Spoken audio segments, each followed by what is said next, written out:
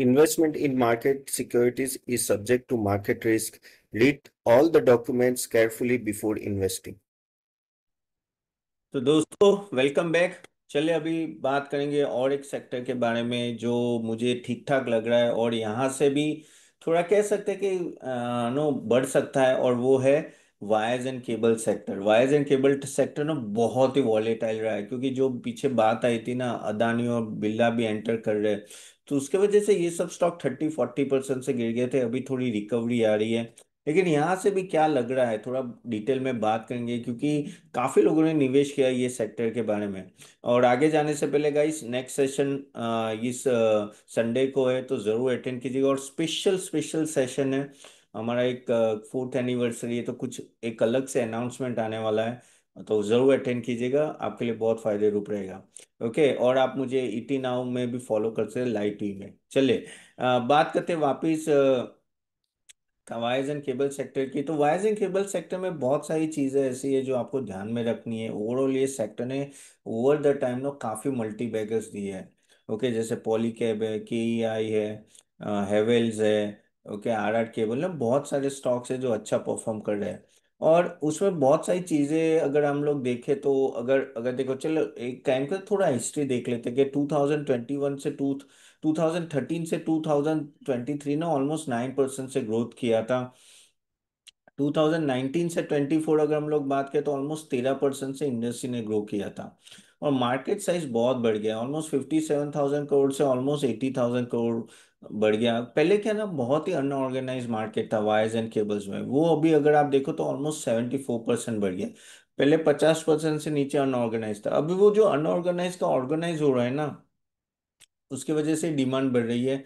और एक्सपेक्टेशन है नेक्स्ट 5 सालों में ये ऑर्गेनाइज ऑलमोस्ट 80% हो जाएगा। और जो मैं 80,000 बोल रहा हूँ वो शायद डबल हो जाएगा, 1,60,000 करोड़, यानी 80,000 से 1,60,000 करोड़ का मार्केट कैप हो जाएगा इसका साइज। तो बहुत बड़ा होने वाला है। ओके, उसके वजह से डिमांड अच्छी है। और क्यों? क्योंकि आपके हाउसेज बन रहे हैं, कंस्ट्रक्शन ज्यादा हो रहा है, इंफ्रास्ट्रक्चर बढ़ रहा है, कैपेक्स बढ़ रहा है। कैपेक्स बढ़ेगा तो भाई डिमांड भी बढ़ेगी ना। तो गवर्नमेंट इनिशिएटिव्स होते हैं, स्मार्ट सिटीज इंफ्रास्ट्रक्चर, और नो काफी इलेक्ट्रिफिकेशन होता है, यानी काफी बिजली हर जगह पहुंचनी है। तो villages no, even electric vehicle में भी नो काफी हद तक डिमांड बढ़ने वाली है। Plus China plus one policy है।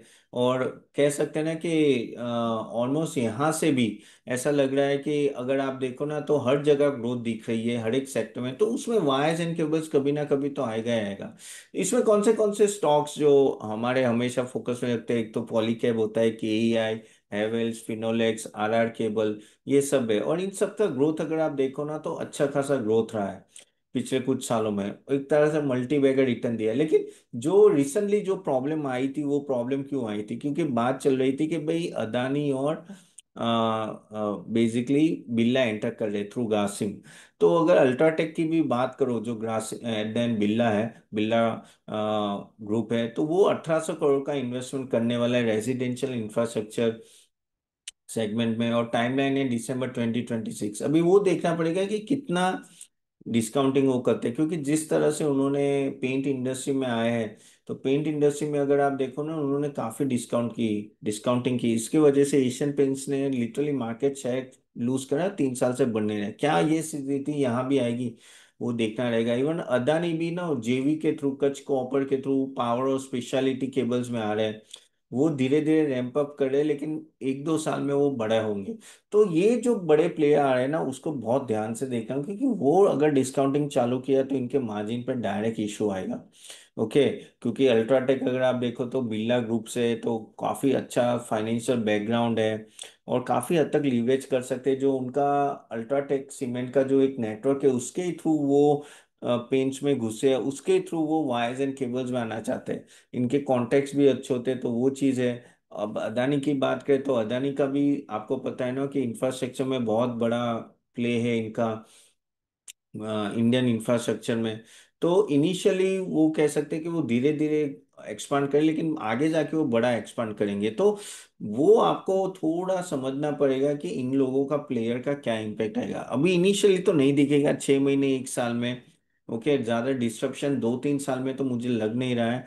या 1-2 साल में। लेकिन ऑर्गेनाइज प्लेयर जैसे जैसे बढ़ेंगे, ये सब बड़े प्लेयर्स भी एंटर क्यों हो रहे हैं? क्योंकि उनको यहाँ बड़ी डिमांड दिख रही है, उनको यहाँ लग रहा है कि यहाँ से भी चीजें अच्छी होगी। और ये ऑलरेडी इन सब सेक्टर में बहुत आगे है through other vertical.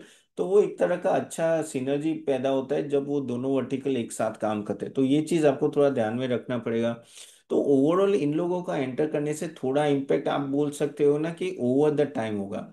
Short term में मुझे कुछ लग नहीं रहा है। और एंट्री बैरियर है, ऑफ कोर्स है, क्योंकि ये सब कंपनी जो ने मैंने नाम किया ना, पॉलीकैब, हैवेल्स और ये सब, नो ये लोग ने ऑलरेडी बहुत अपना प्रोडक्ट्स बढ़ा दिए, इंफ्रास्ट्रक्चर सेट कर दिया है। और कंपटीशन देखो हर जगह वहीं आएगी जहाँ प्रॉफिटेबिलिटी मार्जिन है। तो यहाँ प्रॉफिटेबिलिटी की मार्जिन है, इसलिए भी यहाँ बढ़ रहा है। धीरे धीरे इम्पैक्ट आएगा, लेकिन मार्जिन प्रेशर आगे जाके रहेगा। तो मेरे हिसाब से आपको थोड़ा समझना पड़ेगा कि इन स्टॉक में जाना है तो किस तरह से जाना है। अगर आप बात करोगे कि क्या लग रहा है इन सब कंपनीज के बारे में, तो ये सब कंपनीज बड़ा कैपेक्स ला रही है। अगर पॉलीकैब 600 से 700 crore, KEI 1800 crore, RR cable 12,000 crore का आगे जाके इन्वेस्ट करेंगे, अल्ट्राटेक 1800, अदानी जेवी के हिसाब से करेंगे।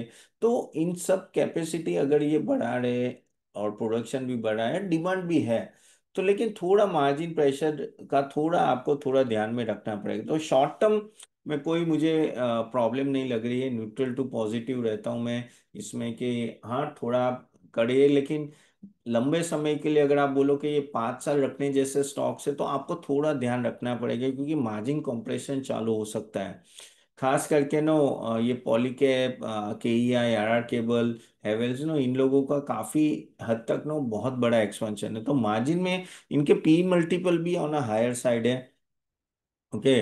तो वो भी आपको थोड़ा ध्यान में रखना पड़ेगा। अगर हम लोग पी की भी बात करें तो ऑलरेडी 49-50 के पी पे ये लोग चल रहे हैं, जो कम नहीं है, जो कम नहीं है। तो ये इसके वजह से भी आपको थोड़ा केयरफुल रहने की जरूरत है।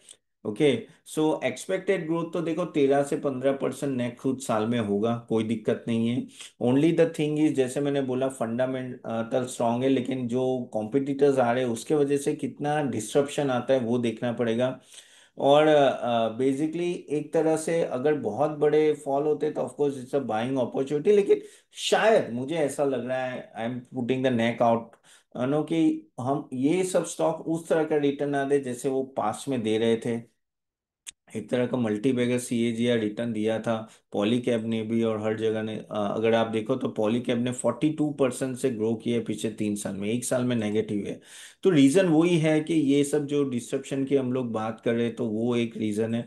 तो आपको भी थोड़ा देख के करना है इन्वेस्टमेंट, धीरे धीरे कीजिए और देखते रहिए कि किस तरह से कंपटीशन बढ़े। हमारे जो मेंबर्स हम लोग तो उनको बताते ही रहते हैं। और बाय द वे, आपको हमारी मेंबरशिप देखनी है तो www.catopen.in में जाके जरूर देखिएगा, and you can participate in our no membership. तो वो जरूर देखिएगा। और स्ट्रेटजी यहाँ से थोड़ी आप शॉर्ट टर्म में इम्पैक्ट नहीं, लॉन्ग टर्म में मुझे इम्पैक्ट लग रहा है, तो उस तरह से आप देखिए। देखो बड़े प्लेयर्स आते हैं ना तो वो डिस्टर्ब करने आते हैं, वो ऐसे ही नहीं आते। और वो लंबा 10 साल, 20 साल, 50 साल खेलना है, तो उस तरह से वो अपना स्ट्रेटेजी भी रखते हैं।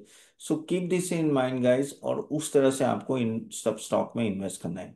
तो चलिए यहाँ तक रखते हैं गाइस। होप आपको ये वीडियो अच्छा लगा। Do like it and share it to everyone. आपके क्वेश्चन कमेंट बॉक्स में जरूर डालेगा, और मैं नेक्स्ट टाइम आपको मिलता हूँ। सी यू देन, बाय बाय।